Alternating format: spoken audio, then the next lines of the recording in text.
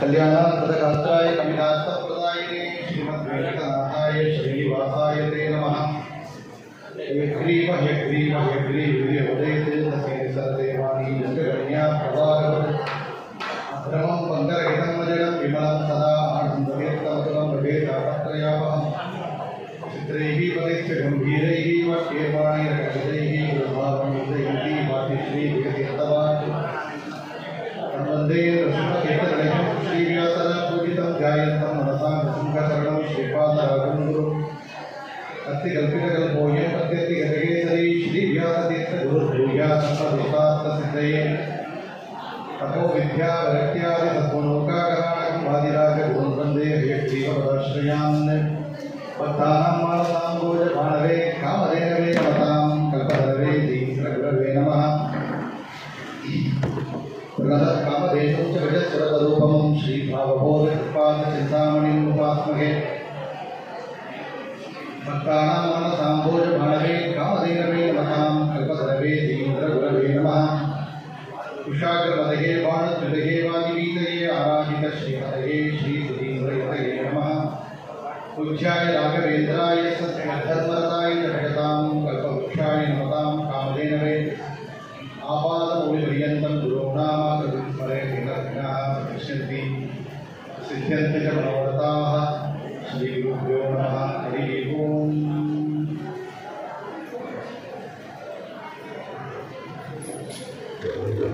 ಈ ಒಂದು ಪರ್ವಕಾಲ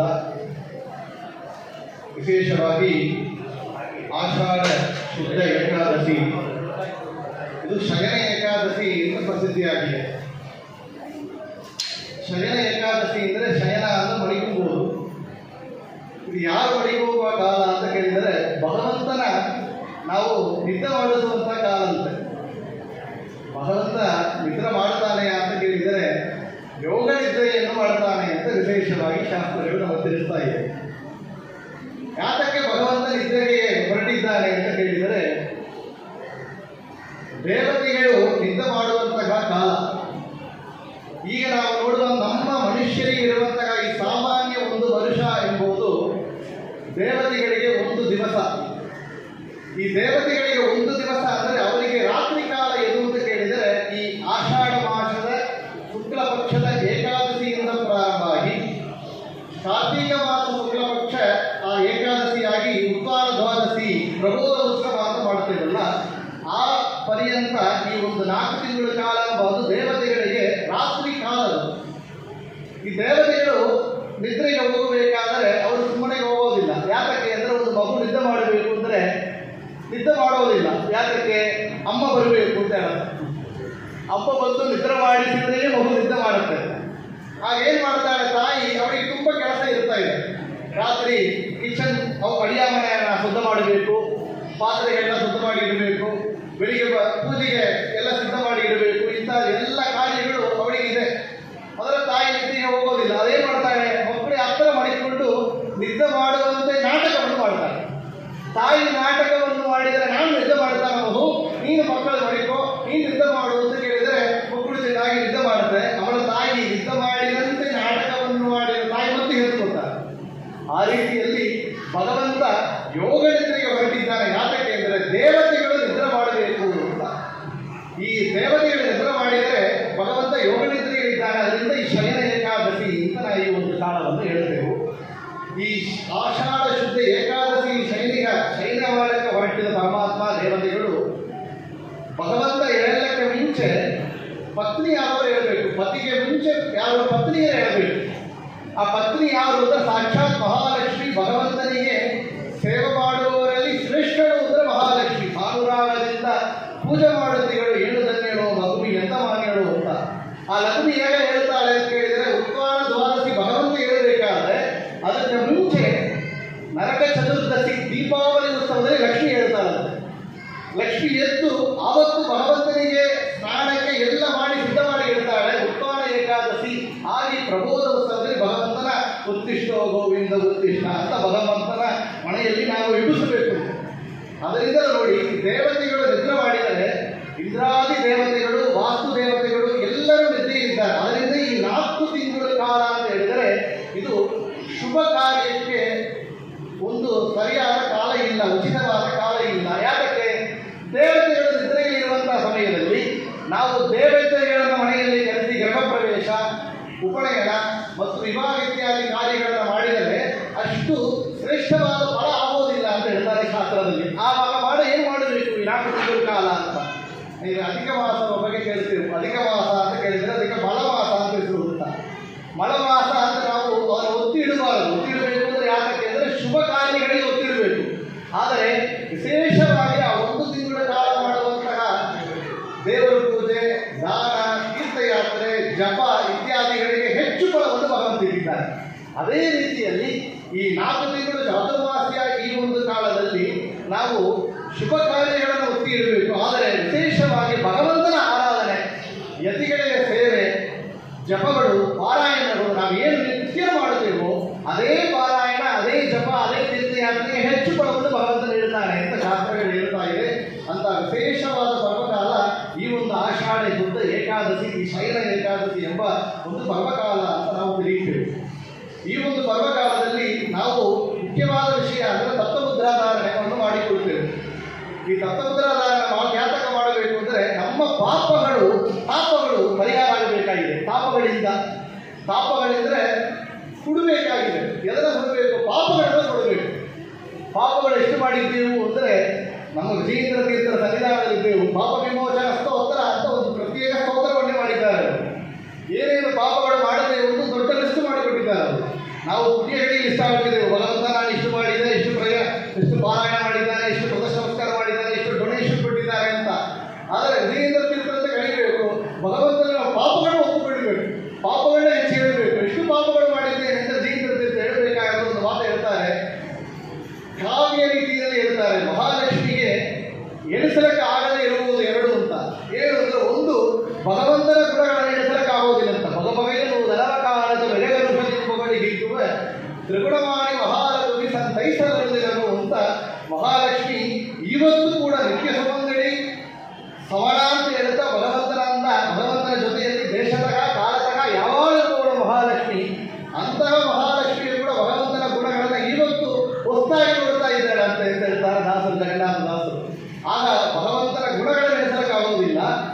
ಇನ್ನೊಂದು ಅಂತ ಕೇಳಿದರೆ ನಮ್ಮ ಪಾಪಗಳು ಒಂದು ವಿಜಯೇಂದ್ರರು ಪಾಪಗಳನ್ನು ಎಣಿಸ್ತಾರೆ. ಆದರೆ ಕಾವ್ಯ ರೀತಿಯಲ್ಲಿ ಹೇಳ್ತಾರೆ, ಅಷ್ಟು ಪಾಪಗಳು ನಾವು ಮಾಡಿದ್ದೇನಪ್ಪ ಅಂತ ವಿಜಯೇಂದ್ರ ತೀರ್ಥರು ಹೇಳಬೇಕಾದ್ರೆ ನಾವು ಭಗವಂತ ಎಷ್ಟು ಹೇಳಿಕೊಡಬೇಕು, ಅಷ್ಟು ಪಾಪಗಳು ಸೇರಿಕೊಂಡಿದೆ.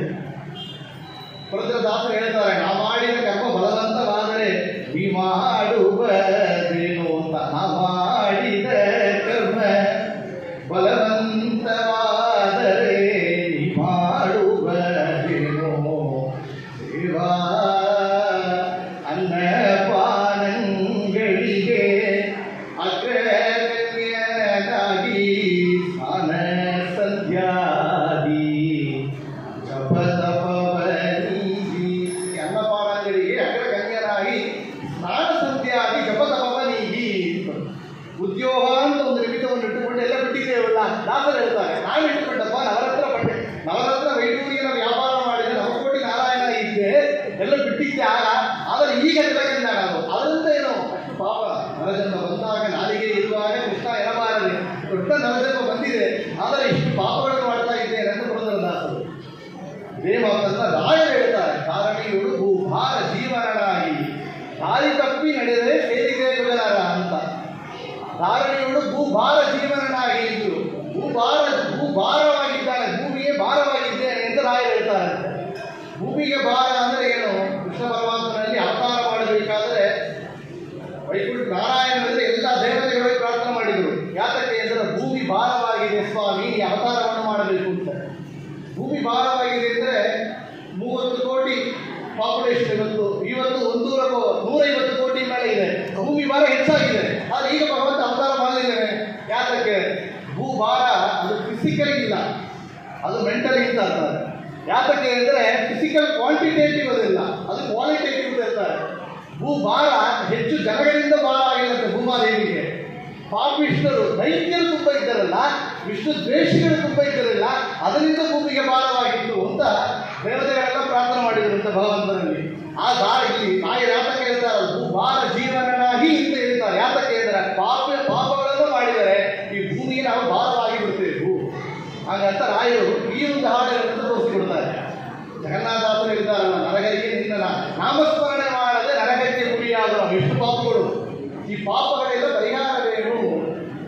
ಪಾಪಗಳಿಗೆ ಪರಿಹಾರವೇನು ಅಂದರೆ ದೊಡ್ಡ ಬೆಟ್ಟವಾಗಿ ನಮ್ಮ ಪಾಪಗಳಿವೆ. ಆಚಾರ್ಯರು ಕೃಷ್ಣಾನಂದ ಮಹಾನಂದನ ಹೇಳ್ತಾರೆ, ಕೃಷ್ಣ ದೊಡ್ಡ ಕಳ್ಳ ಅಂದರು. ಏನು ಕಳ್ಳ? ಇಷ್ಟು ಬೆಟ್ಟವಾಗಿ ನಾವು ಮಾಡಿಕೊಂಡು ಸೇರಿಸಿಕೊಟ್ಟಿರುವ ನಾವು ಇನ್ವೆಸ್ಟ್ಮೆಂಟ್ ಎಷ್ಟು ಇನ್ವೆಸ್ಟ್ ಮಾಡಿದ್ದೆವು? ಕೋಟಿ ಜನ್ಮಗಳಲ್ಲಿ ಬೆಟ್ಟವಾಗಿ ಪಾಪಗಳನ್ನು ಇನ್ವೆಸ್ಟ್ ಮಾಡಿಟ್ಟಿದ್ದೆವು. ಈ ಪಾಪಗಳನ್ನು ನಾವು ಕಳೆಯಬೇಕು ಅಂದರೆ, ಅನುಭವಿಸಿ ತೀರಿಸಬೇಕು ಅಂದರೆ ಆ ಬೆಟ್ಟಗಳಿರುವಂತಹ ಒவ்வೊಂದು ಮಣ್ಣು ಧೂಳಿಗಳು ಅನುಭವಿಸಬೇಕು. ಎಷ್ಟು ಅನುಭವಿಸೋದು? ಒಂದು ಪಾಪಕ್ಕೆ ಜ್ವರ, ಒಂದು ಪಾಪಕ್ಕೆ ಯಾರಾದ್ರೂ ಬೈ ತಗೊಬೋದು, ಒಂದು ಪಾಪಕ್ಕೆ ಪೆಟ್ಟು ತಗೊಬೋದು. ಈಗ ಅನುಭವಿಸಿ ತೀರಿಸಬೇಕಾದ್ರೆ ಎಷ್ಟು ಜನ್ಮ ಬೇಕು? ಸಾಧ್ಯವೇ ಇಲ್ಲ. ಆಗೇನು ಮಾಡಬೇಕು? ಕೃಷ್ಣ ಹರಿ ಎಂದು ಒಂದು ಮಾತನ್ನು ಹೇಳಿದರೆ ಆಚಾರ್ಯ ಹೇಳ್ತಾರೆ, ಕೃಷ್ಣ ಎಷ್ಟು ದೊಡ್ಡ ಕಳ್ಳ ಗೊತ್ತೋ, ಜನ್ಮಾಂತರದಲ್ಲಿ ನಾವು ಬೆಟ್ಟವಾಗಿ ಸೇರಿಸಿಟ್ಟಿರುವಂತಹ ಪಾಪಗಳನ್ನ ಒಂದು ಸೆಕೆಂಡಲ್ಲಿ ಕದ್ದೋಗಿರ್ತಾರೆ ಕೃಷ್ಣ ಅಂತ. ಆಗ ಭಗವಂತನ ನಾಮಸ್ಮರಣೆಗೆ ಎಷ್ಟು ಪಾಪ ಪರಿಹಾರ ಆಗುತ್ತೋ ಅಷ್ಟು ಪಾಪಗಳನ್ನು ಮಾಡಲಿಕ್ಕೆ ಸಾಧ್ಯ ಇಲ್ಲ ಅಂದರು ಆಚಾರ್ಯರು ಕೃಷ್ಣಾಮೃತ ಮಹಾನಂದರು. ಆಗ ಭಗವಂತನ ನಾಮಸ್ಮರಣೆಗೆ ಕಲಿಯುಗದಲ್ಲಿ ಅಷ್ಟು ಪಾಪಗಳು ಪರಿಹಾರ ಆಗುತ್ತೆ. ಒಂದು ಇನ್ನೊಂದು ಪಾಪಗಳಿಗೆ ಪರಿಹಾರ ಆಗಬೇಕಂದ್ರೆ ವಿಶೇಷವಾದ ಒಂದು ಅಂದರೆ, ಇದು ಮುಖ್ಯವಾಗಿ ಪುರುಷರಿಗೆ ಗಾಯತ್ರಿ ಜಪದಿಂದ ಎಷ್ಟು ಪಾಪಗಳನ್ನು ಪರಿಹಾರ ಮಾಡಿಕೊಳ್ಬೋದು ಅಂದರೆ, ನಮ್ಮ ಪಾಪಗಳೆಲ್ಲ ಇನ್ನೊಬ್ಬರ ಪಾಪಗಳನ್ನು ಕೂಡ ಪರಿಹಾರ ಮಾಡಿಕೊಳ್ಳಕ್ಕೆ ಸಾಧ್ಯ ಅಂತ.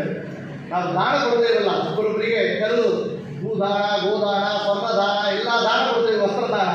ಅದರೆಲ್ಲ ಯಾರು ಏನು ಹೋಗುತ್ತೆ ಅಂದರೆ, ಯಾರು ಸ್ವೀಕಾರ ಮಾಡ್ತಾರೆಯೋ ಅವರಿಗೆ ನಮ್ಮ ಪಾಪಗಳು ಶಿಫ್ಟ್ ಆಗತ್ತೆ. ಭಾವರೂಪಿ ಪರಮಾತ್ಮ ಮಾತನ್ನು ಹೇಳ್ತಾನೆ.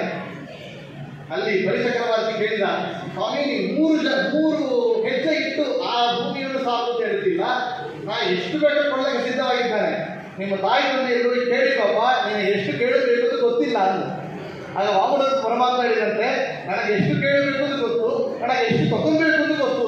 ಯಾತಕ್ಕೆ? ದಾನವನ್ನು ಸ್ವೀಕಾರ ಮಾಡಬೇಕಾದ್ರೆ ನಮಗೆ ಎಷ್ಟು ಯೋಗ್ಯತೆ ಇದೆ ಅಂತ ನಾವು ತಿಳಿದುಕೊಳ್ಬೇಕು. ಎಷ್ಟು ಯೋಗ್ಯತೆ ಅದು ಹೇಗೆ ಮೆಷರ್ ಮಾಡೋದು? ಅದನ್ನ ವೆಯ್ಟಾ ಇಲ್ಲ ಯೂನಿಟ್ ಏನು ಯೂನಿಟ್ ಮೆಷರ್ ಮಾಡಬೇಕು ಅಂದರೆ, ನಾವು ಎಷ್ಟು ಗಾಯತ್ರಿ ಜಪ ಮಾಡಿ ಎಷ್ಟು ಅನುಷ್ಠಾನವನ್ನು ಮಾಡಿದ್ದೇವೋ ಅಷ್ಟು ಇನ್ನೊಬ್ಬರ ಪಾಪವನ್ನು ಜೀರ್ಣ ಮಾಡಲಿಕ್ಕೆ ಶಕ್ತಿ ನಮಗೆ ಇದೆ. ಸ್ತ್ರೀಗಳಿಗೇನು ಕೃಷ್ಣ ಜಪ ಇತ್ಯಾದಿ ಪದ್ಮನಾಮ, ಲಕ್ಷ್ಮೀ ಶೋಭಾನೆ, ಪಂಚಸುರಾದಿಗಳು ಹೇಳಿದರೆ ಅದುವೇ ದೊಡ್ಡ ಗಾಯತ್ರಿ ಜಪದಲ್ಲಿ ಸಾರ ಅದರಿದೆ. ಆಗ ಅವರುಗಳಿಗೂ ಕೂಡ ಪಾಪವನ್ನು ಇಂಥ ಪಾರಾಯಣವನ್ನು ಮಾಡಿದರೆ ಅದನ್ನು ಪರಿಹಾರವನ್ನು ಮಾಡಿಕೊಳ್ಳಬಹುದು. ಒಂದು ಗಾಯತ್ರಿ ಭಗವಂತ ನಾಮಸ್ಮರಣೆ, ಗಾಯತ್ರಿ. ಮೂರನೆಯದು ಏನು ಅಂತ ಹೇಳಿದರೆ ಏಕಾದಶಿ ಉಪವಾಸ. ಏಕಾದಶಿ ಉಪವಾಸಕ್ಕಿಂತ ದೊಡ್ಡ ತೀರ್ಥ ಸ್ನಾನ ಇಲ್ಲ. ಕಾಶಿ ಅಂತ ಆಚಾರ್ಯರು ಕೊಟ್ಟು ಮಾಡ್ತಾರೆ ಕೃಷ್ಣಾನಂದ ಮಹಾನಂದರಲ್ಲಿ. ಕಾಶಿ ಗಯಾ ಇತ್ಯಾದಿ ಕ್ಷೇತ್ರ ಯಾತ್ರೆ ಹೋಗಲಿಲ್ಲ. ಕಾಶಿ ಗಯಾ ತೀರ್ಥ ಯಾತ್ರೆಯೂ ಕೂಡ ಒಂದು ಏಕಾದಶಿ ಉಪವಾಸಕ್ಕೆ ಸಮಾನವಿಲ್ಲ. ಅಷ್ಟು ಪುಣ್ಯಗಳನ್ನು ಏಕಾದಶಿ ವ್ರತದಿಂದ ನಾವು ಪಡೆಯಬಹುದು. ಪುಣ್ಯಗಳನ್ನು ಪಡೆಯಬಹುದು, ಪಾಪಗಳನ್ನು ಪರಿಹಾರ ಮಾಡಿಕೊಳ್ಬಹುದು. ಎರಡು ಏಕಕಾಲದಲ್ಲಿ ಪರಿಹಾರ ಆಗುತ್ತೆ. ಏನಂದರೆ ಭಾಗವತದಲ್ಲಿ ಹೇಳ್ತಾರೆ, ಆಫೀಸಿಗೆ ಕೆಲಸಕ್ಕೆ ಉದ್ಯೋಗಕ್ಕೆ ಹೋಗ್ತೇವೆ, ಅವ ಸ್ಯಾಲರಿ ಕೊಡ್ತಾನೆ, ಏನು ಇಷ್ಟಪ್ರಾಪ್ತಿ. ಆದರೆ ನಮ್ಮ ರೋಗಗಳನ್ನು ಪರಿಹಾರ ಮಾಡೋದಿಲ್ಲ, ಅನಿಷ್ಟ ನಿವೃತ್ತಿ ಆಗೋದಿಲ್ಲ. ಅದಕ್ಕೆ ನೀವು ಡಾಕ್ಟರ್ ಹೋಗಿ ಬಿಡಿಸ್ತಾರೆ. ಡಾಕ್ಟರ್ ಹೋದೆವು, ರೋಗಗಳನ್ನು ಪರಿಹಾರ ಮಾಡ್ತಾರೆ, ಅನಿಷ್ಟ ನಿವೃತ್ತಿ. ಆದರೆ ನಮಗೆ ಬೇಕು ಹೋದ್ರೆ, ನಮಗೆ ಹಣ ಬೇಕು, ದುಡ್ಡು ಬೇಕು, ನಮ್ಮ ದುಡ್ಡು ತಗೋದಾರೆ, ಆಗ ಅನಿಷ್ಟ ನಿವೃತ್ತಿ ಆಗುತ್ತೆ. ಆಫೀಸಲ್ಲಿ ಇಷ್ಟಪ್ರಾಪ್ತಿ ಆಗುತ್ತೆ.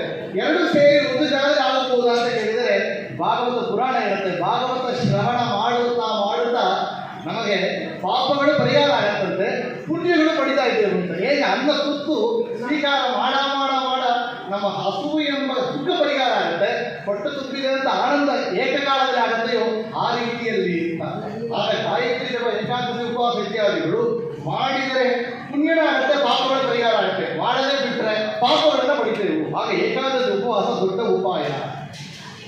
ಇನ್ನೊಂದು ಹೇಳಬೇಕು ಅಂತ ಕೇಳಿದರೆ, ಈ ಭಕ್ತ ಮುದ್ರಾ ಧಾರಣ ಅದು ಪಾಪಗಳ ಪರಿಹಾರಕ್ಕೆ ಒಂದು ದೊಡ್ಡ ಉಪಾಯ. ವಾದಿರಾಜರು ತೀರ್ಥ ಪ್ರಬಂಧದಲ್ಲಿ ಒಂದು ಮಾತು ಹೇಳ್ತಾರೆ. ತಿರುಪತಿ ತಿಮ್ಮಪ್ಪ ಕೈಯಲ್ಲಿ ಶಂಕು ಚಕ್ರವನ್ನು ಇಟ್ಟುಕೊಂಡಿದ್ದಾರೆ, ಒಂದು ಕೈಯಲ್ಲಿ ತನ್ನ ನೆರವಿನಲ್ಲಿ ಇಟ್ಟುಕೊಂಡಿದ್ದಾನೆ, ಇನ್ನೊಂದು ಕೈಯಲ್ಲಿ ತನ್ನ ಪಾಲವನ್ನು ತೋರಿಸ್ತಾ ಇದ್ದಾನೆ. ಇದು ಏನನ್ನು ಸೂಚನೆ ಮಾಡ್ತಾನೆ ತಿಮ್ಮಪ್ಪ ಹಾಗಂತ ಕೇಳಿದರೆ ವಾದಿರಾಜರು ಹೇಳ್ತಾರೆ, ಯಾವ ಒಂದು ಭಕ್ತ ನಿತ್ಯನು ಶಂಖಚಕ್ರ ಮುದ್ರೆಯನ್ನು ಮುದ್ರಾಧಾರಣ ಮಾಡಿಕೊಳ್ಳುತ್ತಾನೆಯೋ, ಭಕ್ತಿಯಿಂದ ಕಥಾಮುದ್ರದಾವನ್ನು ಯಾರೋ ಒಂದು ಸ್ತ್ರೀಯರು ಭಕ್ತಿಯಿಂದ ಮಾಡಿಕೊಳ್ಳುತ್ತಾರೆಯೋ, ಅವರು ಭಕ್ತಿಯಿಂದ ಶಂಖಚಕ್ರ ಮುದ್ರೆಗಳನ್ನು ಇಟ್ಟುಕೊಂಡು ಧಾರಣ ಮಾಡಿಕೊಂಡು, ಪರಮಾತ್ಮ ನೀನು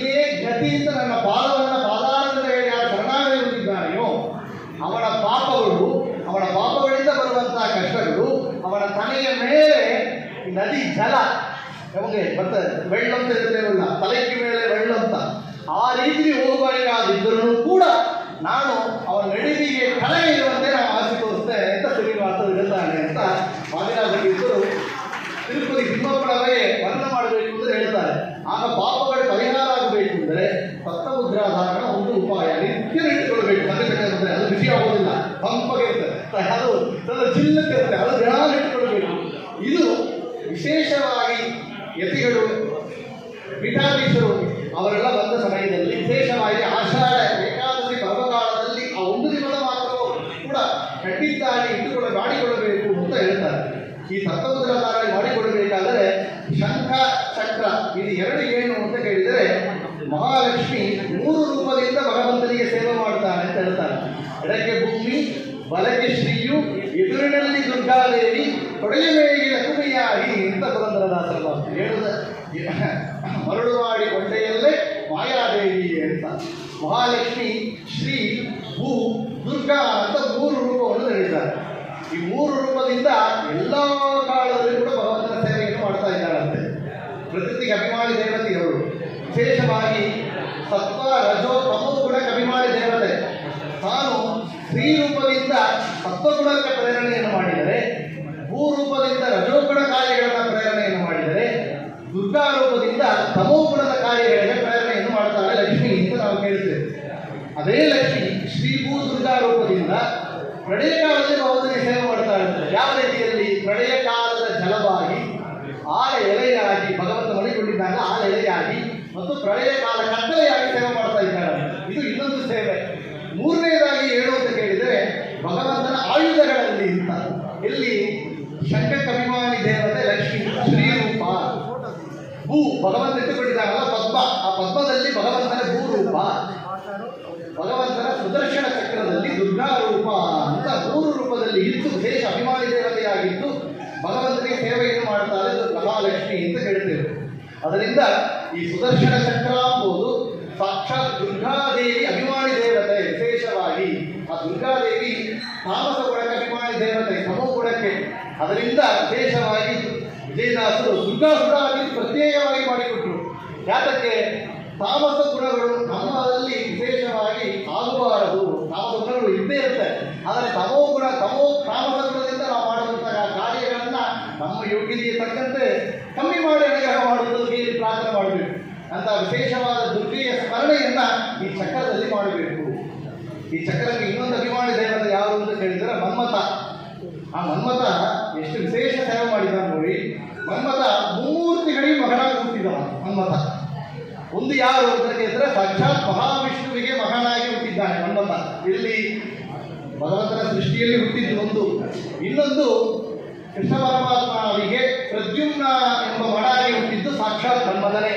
ಪ್ರದ್ಯುಮ್ನ ಎಂಬ ಮಗನಾಗಿ ಹುಟ್ಟಿದ್ದಾನೆ ಮನ್ಮಥ. ಇನ್ನೊಂದು ರಾಮಾವತಾರ ಕಾಲದಲ್ಲಿ ರಾಮನಿಗೆ ತಮ್ಮ ಭರತನಾಗಿ ಹುಟ್ಟಿದ್ದು ಮನ್ಮಥನೇ. ಮನ್ಮಥನಾಗಿ ಹುಟ್ಟಿ ಮನ್ಮಥ ಭರತನಾಗಿದ್ದು ರಾಮನಿಗೆ ಸೇವೆಯನ್ನು ಮಾಡಿದ್ದಾನೆ. ಪ್ರದ್ಯುಮ್ನಾಗಿ ಕೃಷ್ಣ ಪರಮಾತ್ಮನಿಗೆ ಮಗನಾಗಿ ಹುಟ್ಟಿ ಸೇವೆಯನ್ನು ಮಾಡಿದ್ದಾನೆ. ಮತ್ತು ವಿಶೇಷವಾಗಿ ಹೇಳ್ತಾರೆ ರುದ್ರದೇವರಿಗೆ ಮಗನಾಗಿ ಹುಟ್ಟಿದರು ಅಂದರೆ ನಾವು ಕೇಳ್ತೇವಲ್ಲ, ಮುರುಗನ್, ಕಂದನ್, ಸುಬ್ರಹ್ಮಣ್ಯ ಅಂತ ರುದ್ರದೇವರಿಗೆ ಮಗನಾಗಿ ಹುಟ್ಟಿದ್ದು ಸುಬ್ರಹ್ಮಣ್ಯನಾಗಿ ಅಂತ ಮನ್ಮಥನ ಚರಿತ್ರೆಯಲ್ಲಿ ಕೇಳಿದೆವು. ಇನ್ನೊಂದು ಸನತ್ಕುಮಾರ ಎಂಬ ಇನ್ನೊಂದು ಅವತಾರ, ಅದು ಬ್ರಹ್ಮದೇವರಿಗೆ ಪುತ್ರರಾಗಿ ಅಂತ ಮುಮ್ಮೂರ್ತಿಗಳಿಗೆ ಮಗನಾಗಿ ಹುಟ್ಟಿದವರು ಅಂದ್ರೆ ಮನ್ಮಥ. ಆ ಮನ್ಮಥನನ್ನ ವಿಶೇಷವಾಗಿ ಸುದರ್ಶನ ಚಕ್ರದಲ್ಲಿ ನಾವು ಚಿಂತನೆಯನ್ನು ಮಾಡಬೇಕು ಎಂಬ ವಿಷಯವನ್ನು ಕೂಡ ನಮಗೆ ಶಾಸ್ತ್ರಗಳು ತಿಳಿಸಿಕೊಡ್ತಾ ಇದೆ. ಶಂಖಕಭಿಮಾನಿ ದೇವತೆ ಲಕ್ಷ್ಮಿ ವಿಶೇಷವಾಗಿ ನುಡಿದೆವು. ಅದರಿಂದ ನೋಡಿ ಭಗವಂತ ಏನೊಂದೇ ಪೂಜೆಯನ್ನು ಸ್ವೀಕಾರ ಮಾಡಿದರೂ ಶಂಖದಿಂದಲೇ ಸ್ವೀಕಾರವನ್ನು ಮಾಡ್ತಾರೆ. ಶಂಖದಿಂದ ಅಭಿಷೇಕ, ಶಂಖದಿಂದ ನೈವೇದ್ಯ, ಶಂಖದಿಂದ ಭಗವಂತನಿಗೆ ಉಪಚಾರಗಳು ಸಮರ್ಪಣೆ, ಶಂಖದಿಂದ ಮಂಗಳಾರತಿ ಎಲ್ಲನೇ ಕೂಡ ಭಗವಂತನಿಗೆ ಮಾಡಬೇಕು ಅಂದರೆ ಶಂಖದಿಂದಲೇ ಮಾಡಬೇಕು. ಯಾತಕ್ಕೆ? ಲಕ್ಷ್ಮಿ ಸಾಧುರಾಗದಿಂದ ಸ್ತ್ರೀಯರಿಗೆ ಸೇವೆ ಮಾಡುತ್ತಿಗಳು ಅಂತ ನಾವು ಕೇಳ್ತೇವೆ. ಭಗವಂತನ ಎಲ್ಲ ಪೂಜೆಯನ್ನು ನೇರಾಗಿ ಮಾಡುವಂತಹ ಯೋಗ್ಯತೆ ಲಕ್ಷ್ಮಿ ಮಾತ್ರ ಉಂಟು. ಅದರಿಂದ ಲಕ್ಷ್ಮಿಯಿಂದಲೇ ಪೂಜೆ ಆಗುತ್ತೆ ಎಂಬ ಅನುಸಂಧಾನವನ್ನು ಮಾಡಿಕೊಂಡು ನಾವು ಮಾಡಬೇಕಾದರೆ ಶಂಖದಲ್ಲಿ ವಿಶೇಷವಾಗಿ ಲಕ್ಷ್ಮಿಯ ಸನ್ನಿಧಾನ. ಈ ಲಕ್ಷ್ಮಿ ಮತ್ತು ಶಂಖದಿಂದ ಚಕ್ರ ದುರ್ಗಾ ರೂಪದಿಂದ ಮಹಾಲಕ್ಷ್ಮಿ ಎರಡರ ಸ್ಪರ್ಶವನ್ನು ನಾವು ಮಾಡುತ್ತೇವೆ. ಈ ಲಕ್ಷ್ಮಿಯ ಸ್ಪರ್ಶ ಆದರೆ ಏನಾಗುತ್ತೆ ಅಂತ ಕೇಳಿದರೆ ಧ್ರುವನ ಚರಿತ್ರೆಯಲ್ಲಿ ತಿಳಿಯಬಹುದು. ಧ್ರುವ ಸಾಕ್ಷಾತ್ ವಾಸುದೇವ ಸ್ವರೂಪಿ ಪರಮಾತ್ಮ ಪ್ರತ್ಯಕ್ಷವಾಗಿ ಬಂದು ನಿಂತುಕೊಂಡಿದ್ದಾನೆ. ಆದರೆ ಒಳಗಿರುವಂತಹ ಬಿಂಬರೂಪಿಯನ್ನು ದರ್ಶನ ಮಾಡ್ತಾ ಇದ್ದ ಧ್ರುವನಿಗೆ ಎದುರಿನಲ್ಲಿ ಇರುವಂತಹ ಭಗವಂತ ಕಾಣಿಸಲಿಲ್ಲ, ಕಣ್ಣು ಮುಚ್ಚಿಕೊಂಡಿದ್ದಾರೆ. ಆಗ ಭಗವಂತ ಏನು ಮಾಡಿದ, ನಾವು ದೊಡ್ಡ ಈ ಆಡಿಟೋರಿಯಂ ಇರುತ್ತೆ, ಎದುರಿನಲ್ಲಿ ಸ್ಟೇಜ್ ತಿರುಗಬೇಕು ಅಂದ್ರೆ ಪರಿಸ್ಥಿತಿ ಇಲ್ಲಿ ಲೈಟ್ ಆಫ್ ಮಾಡಿದ್ರು. ಇಲ್ಲಿ ಲೈಟ್ ಆದ್ರೆ ಎಲ್ಲ ಸ್ಟೇಜ್ ನೋಡ್ತೇವೆ, ಸ್ಟೇಜಲ್ಲಿ ಪ್ರೋಗ್ರಾಮ್ ಇಲ್ಲಿ ಲೈಟ್ ಆನ್ ಅಂತಾರೆ, ಲೈಟ್ ಆನ್ ಮಾಡಿದ್ರೆ ಎಲ್ಲ ಹತ್ತಿರ ಯಾರು ನೋಡ್ತೇವೆ ನಾವು. ಅದೇ ರೀತಿಯಲ್ಲಿ ಒಳಗಿರುವಂತಹ ಬಿಂಬರೂಪಿ ಲೈಟ್ ಆನ್ ಆಗಿತ್ತು, ಎದುರಿನಲ್ಲಿ ಕಾಣಿಸಲ್ಲ ಅವನಿಗೆ. ಭಗವಂತ ಏನು ಮಾಡಿದ, ಎದುರಿನಲ್ಲಿ ಒಳಗಿದ್ದ ಬಿಂಬರೂಪಿಯನ್ನು ಆಫ್ ಮಾಡಿದ, ಎದುರಲ್ಲಿ ಕಣ್ಣು ನೋಡಿದ, ಅದೇ ರೂಪಿ ಪರಮಾತ್ಮನ ದರ್ಶನ ಮಾಡಿದ. ನೋಡಿದ ಕ್ಷಣ ಅವನಿಗೆ ಎಷ್ಟು ಆನಂದ, ಅದು ಹಾಲು ಹುಕ್ಕಿದಂತೆ ಹುಕ್ಕಿ ಬಂದಿರಬೇಕು. ಆ ಆನಂದದಿಂದ ಭಗವಂತನ ಹೊಗಳಬೇಕು ಅಂತ ಹೊರಟಿದ್ದರೆ ಅವನಿಗೆ ಬಾಯಲ್ಲಿ ಮಾತು ಬರಲಿಲ್ಲ, ಧ್ರುವನಿಗೆ ಮಾತು ಬರಲಿಲ್ಲ. ಆಗೇನು ಮಾಡಬೇಕು, ಭಗವಂತ ಏನು ಮಾಡಿದ, ಭಗವಂತ ನೇರಾಗಿ ಅನುಗ್ರಹ ಮಾಡುವುದಿಲ್ಲಂತೆ, ಗುರುವಿನಿಂದ ಮಾಡಬೇಕು. ಗುರು ಮೂಲಕ ಮುಕುಂದ ಭಕ್ತಿ ಗುರುಭಕ್ತಿ ಜಾರಿ ಅಂತ. ಎಲ್ಲರಿಗೆ ಗುರು ಅಂದರೆ ಮುಖ್ಯ ಪ್ರಾಣದೇವರು, ಮುಖ್ಯ ಪ್ರಾಣನಿಗೆ ಗುರು ಅಂದರೆ ಮಹಾಲಕ್ಷ್ಮಿ. ಆ ಲಕ್ಷ್ಮಿ ಎಂಥವರು ಅಂತ ಕೇಳಿದರೆ, ಸ್ತುತಿ ದದಿಗಳಿಗೆ ಅಭಿಮಾನಿ ಲಕ್ಷ್ಮಿ ಅಂತ ಜಗನ್ನಾಥದಾಸರು ಹೇಳ್ತಾರೆ. ಸ್ತುತಿ ದದಿಗಳಿಗೆ ಅಭಿಮಾನಿ ಲಕ್ಷ್ಮಿ ಅಂತ, ವೇದಗಳಿಗೆ ಶಾಸ್ತ್ರಗಳಿಗೆ ಅಭಿಮಾನಿ, ಮುಖ್ಯ ಅಭಿಮಾನಿನಿ ಅಂದರೆ ಅದು ಮಹಾಲಕ್ಷ್ಮಿ. ನಮ್ಮ ಬಾಯಲ್ಲಿ ಎರಡು ಮಾತುಗಳು ಶಬ್ದಗಳು ಬರಬೇಕಾದ್ರೆ ಲಕ್ಷ್ಮಿ ಅನುಗ್ರಹಬೇಕು ಅಂತ. ಒಂದು ಮಗು ಹುಟ್ಟಿದರೆ ಅವರೊಳಗೆ ಶ್ವಾಸ ಉಚ್ಛ್ವಾಸಗಳಿಂದ ಮುಖ್ಯ ಪ್ರಾಣರಿದ್ದಾರೆ, ಕೈ ಆಡಿಸಿದ ಪ್ರಜಾಪತಿ ಇದ್ದಾರೆ, ಕೂಸಿಗೆ ಏನೋ ಥಾಟ್ಸ್ ಬಂದಿದ್ರೆ ನೆನಪು ರುದ್ರದೇವರು ಒಳಗೆ ಮನಸ್ಸಿನಿಂದ ಪ್ರೇರಣೆ ಮಾಡ್ತಾ ಇದ್ದಾರೆ, ಎಲ್ಲ ಅಳುವುದು. ಮಾತು ಬರಬೇಕಿಲ್ಲ, ಲಕ್ಷ್ಮಿ ಇದ್ದಾಳೆ ಅಂತ ತಿಳಿಯುತ್ತೆ. ಕೂಸು ಅತ್ತಕ್ಷಣ ಶಬ್ದಗಳು ಬಂದಿದೆ ಅಂದರೆ ಒಳಗೆ ಲಕ್ಷ್ಮಿ ಇದ್ದಾಳೆ ಅಂತ ಅರ್ಥ. ಯಾತಕ್ಕೆ ಬಾಯಲ್ಲಿ ಶಬ್ದಗಳು ಬರಬೇಕು ಅಂದರೆ ಶಬ್ದವಾಚಿ ಮುಖ್ಯವಾಗಿ ಅಭಿಮಾನಿ ದೇವತೆ ಮಹಾಲಕ್ಷ್ಮಿ. ಗುರುವಣಿಯಲ್ಲಿ ಮಾತು ಬರಲಿಲ್ಲ ಅಂತ ಹೇಳುವ ಸಮಯದಲ್ಲಿ ಭಗವಂತ ಏನು ಮಾಡಿದ, ತನ್ನ ಆಯುಧವಾದ ಶಂಖವನ್ನು ತೆಗೆದು, ಲಕ್ಷ್ಮಿ ಅಭಿಮಾನಿಯಾದ ಶಂಖವನ್ನು ತೆಗೆದು ಧ್ರುವನ ಕನ್ನದಲ್ಲಿ ಇಟ್ಟದ್ದು. ಭಗವಂತ ಕನ್ನದಲ್ಲಿ ಸ್ಪರ್ಶ ಮಾತ್ರ ಮಾಡಿದಂತಲೇ ಧ್ರುವನಿಗೆ ಆ ಕ್ಷಣ ಅಲ್ಲಿ ಮಾತುಗಳು ಹೊರಟಿತ್ತು. ಯೋ ಅಂತ ಪ್ರವೇಶ ಮಮವಾಚ ವಿಮಾಂಪ್ರಸುತ್ತ ಅಂತ ಧ್ರುವ ಮಾತಾಡಿದ. ನನ್ನ ಒಳಗೆ ಇದ್ದು ಪ್ರವೇಶವನ್ನು ಮಾಡಿ ಪ್ರಚೋದನ ಮಾಡಿ ಮಾತನ್ನು ನುಡಿಸಿದವನೇ ಅಂತ ಭಗವಂತನ ಸ್ತೋತ್ರ ಮಾಡಿದ ಧ್ರುವ. ಆಗ ಈ ಶಂಕರ ಸ್ಪರ್ಶದಿಂದ ನಮಗೇನಾಗುತ್ತೆ ಅಂತ ಕೇಳಿದರೆ, ವಿಶೇಷವಾಗಿ ಜ್ಞಾನ ಉಂಟಾಗಬೇಕು. ನಮಗೆ ಜ್ಞಾನ ಉಂಟಬೇಕು. ಅದರಿಂದ ಏನು ಅಂದರೆ ವಿಶೇಷವಾಗಿ ಶಂಕರ ಸ್ಪರ್ಶದಿಂದ ದೊಡ್ಡ ಸಂಪತ್ತು ಆಗುತ್ತೆ. ಈ ಲೌಕಿಕ ಪರವಾದ ಸಂಪತ್ತು ಇರದೇ ಇರುತ್ತೆ, ಆದರೆ ಆಧ್ಯಾತ್ಮಿಕ ಸಂಪತ್ತು ಅಂದರೆ ಜ್ಞಾನ ಸಂಪತ್ತು. ನಗಿ ಜ್ಞಾನೇನ ಸದೃಶಂ ಪವಿತ್ರ ವಿದ್ಯತೆ. ಆ ಜ್ಞಾನ ಸಂಪತ್ತು ಎಂಬ ಸಂಪತ್ತು ಆಗಬೇಕಾದರೆ ಲಕ್ಷ್ಮಿಯ ಸ್ಪರ್ಶ ಆಗಬೇಕು. ನಮಗೆ ಲಕ್ಷ್ಮಿ ಸ್ಪರ್ಶ ಹೇಗಾಗುತ್ತೆ, ಶಂಖದಿಂದ ಆಗುತ್ತೆ. ಆ ಶಂಖದಿಂದ ಯಾವ ರೀತಿ ಆಗುತ್ತೆ ಅಂದರೆ ವಿಶೇಷವಾಗಿ ಹೋಮಗಳನ್ನು ಮಾಡಿ, ಜಪಗಳನ್ನು ಮಾಡಿ, ಅದರಿಂದ ಸ್ಪರ್ಶ ಮಾಡಿದ ಚಕ್ರದಿಂದ ಯತಿಗಳು, ಶ್ರೇಷ್ಠರು, ಜ್ಞಾನಿಗಳ ಕರದಿಂದ ನಾವು ತತ್ವಮುದ್ರಾಧಾರಣವನ್ನು ಮಾಡಿಕೊಂಡ್ರೆ ಲಕ್ಷ್ಮಿ ಎಂಬ ಸಂಪತ್ತು, ವಿಶೇಷವಾದ ಜ್ಞಾನ ಸಂಪತ್ತನ್ನು ಪಡೆಯಲಿಕ್ಕೆ ಸಾಧ್ಯ. ನಾವು ಹೇಳಿದ್ದೇವೆ. ಇನ್ನೊಂದು ಚಕ್ರ ಅಂತ ಹೇಳೋದು ಆಯುಧ. ಆ ಆಯುಧ ಏನಾಗುತ್ತೆ ಅಂದರೆ ಪಾಪಗಳನ್ನು ಪರಿಹಾರವಾಗುತ್ತೆ, ಕಷ್ಟಗಳನ್ನು ಪರಿಹಾರವಾಗುತ್ತೆ. ದುರ್ಗೆ ಹಾಗೆ ದುರ್ಗೆ ಮಂಗಳ ದುರ್ಗತಿ ಕೊಡದಿರು ವಿಜಯ ಬಿಟ್ಟರ ಪ್ರಿಯೆ ಅಂತ ವಿಜಯದಾಸರ ಮಾತು. ದುರ್ಗಾದೇವಿಯ ಸ್ಮರಣೆಯಿಂದ, ಅವರ ನಾಮ ಸಂಕೀರ್ತನದಿಂದ ನಮ್ಮ ಏನು ಫಲ ಅಂತ ಹೇಳಿದರೆ, ಬರುವಂತಹ ಕಷ್ಟಗಳು ದುರ್ಗತಿ ಆಗಬಾರದು ಅಂದರೆ ದುರ್ಗೆ ಹಿಡಿಬೇಕು ಅಂತ. ಅದರಿಂದ ದುರ್ಗ ಯಾರಿಗೆ ಅಭಿಮಾನಿ ದೇವತೆ, ಈ ಚಕ್ರಕ್ಕೆ ಅಭಿಮಾನಿ ದೇವತೆಯಾದ ದುರ್ಗೆಯ ಸ್ಪರ್ಶದಿಂದ ನಮಗೆ ದುರ್ಗತಿ ಆಗಬಾರದು ಅಂತ ಪ್ರಾರ್ಥನೆಯನ್ನು ಮಾಡುತ್ತಾ, ಆ ಸ್ಮರಣೆಯಿಂದ ನಾವು ತತ್ವಮುದ್ರಾಧಾರವನ್ನು ಸ್ವೀಕಾರ ಮಾಡಿಕೊಂಡ್ರೆ ನಮಗೆ ಬರುವಂತಹ ಎಲ್ಲ ಕಷ್ಟಗಳು, ಎಲ್ಲ ದುರ್ಗತಿ ಅಂದರೆ ಅದು ಆರೋಗ್ಯ ಕೆಟ್ಟಿರುವ ಕಷ್ಟಗಳು ಬರ್ಬೋದು, ಏನೋ ಮನಸ್ಸು ರೀತಿಯಿಂದ ಕಷ್ಟಗಳು ಬರ್ಬೋದು, ಏನೋ ಶತ್ರುಗಳ ಕಾಟದಿಂದ ಕಷ್ಟಗಳು ಬರ್ಬೋದು. ಯಾವ ರೀತಿಯಿಂದ ಕಷ್ಟಗಳು ಬಂದು ದುರ್ಗತಿ ಆಗಬೇಕಾದರೂ ಕೂಡ ಅದು ಪರಿಹಾರ ಆಗಬೇಕು ಅಂದರೆ ಆ ದುರ್ಗೆಯಾದ ಆ ಚಕ್ರದ ಸ್ಪರ್ಶದಿಂದ ನಮಗೆ ಪರಿಹಾರ ಆಗುತ್ತೆ.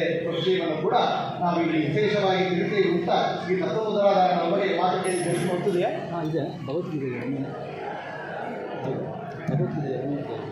ಒಂದು ಅರ್ಥ ಇರುತ್ತೆ.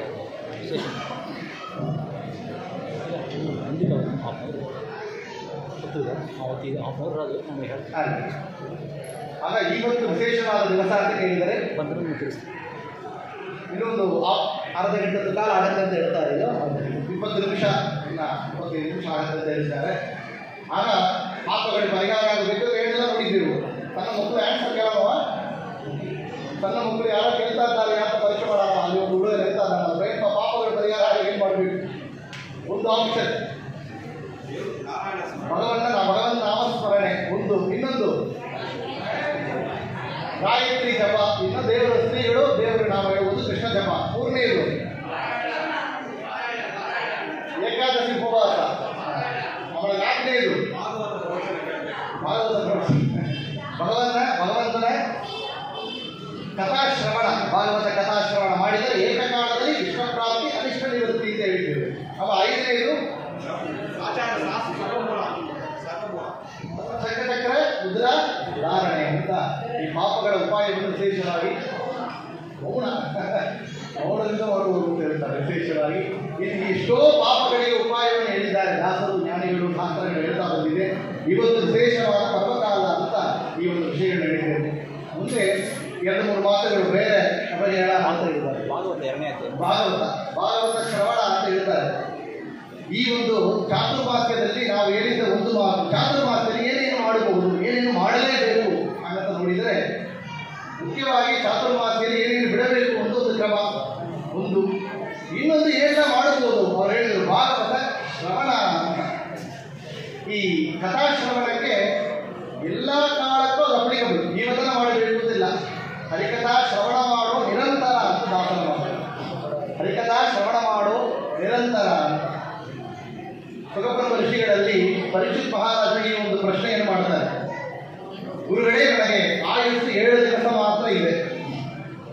ಈ 7 ದಿವಸ ಕಾಲದಲ್ಲಿ ನಾನು ಉದ್ಧಾರ ಆಗಲಿಕ್ಕೆ ಸಾಧ್ಯ ಇದೆಯಾ ಅಂತ. ಉದ್ಧಾರ ಆಗಲಿಕ್ಕೆ ಸಾಧ್ಯ ಇದೆಯಾ?